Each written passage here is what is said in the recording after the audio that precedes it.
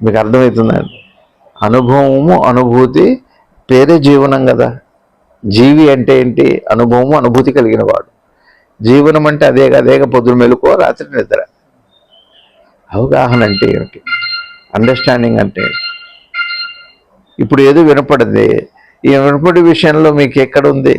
అది ఎందుకు వినపడదో, ఎట్లా వినపడదో, దాని నుంచి నాకు ఎట్లాంటి స్వాతంత్రం కానీ ఎట్లాంటి స్వేచ్ఛ కానీ లేదు. అసలు అటువంటిది జీవితం. జీవితం అంటేనే ఒక పైనుంచి ప్రవహిస్తున్న ఒక జలపాతం లాంటి సద్గురు శివానంద గురుదేవులు గారు చెప్పినట్టుగా అయిందా? అసలు అవగాహన అంటే ఏమిటి? ఇవి ఎట్లాంటిది అంటే ఒక అద్దం మీద బింబము ప్రతిబింబంలాగా ప్రతిబింబిస్తూనే ఉంటుంది. బింబము ప్రతిబింబం అద్దం మీద ఉంటుంది.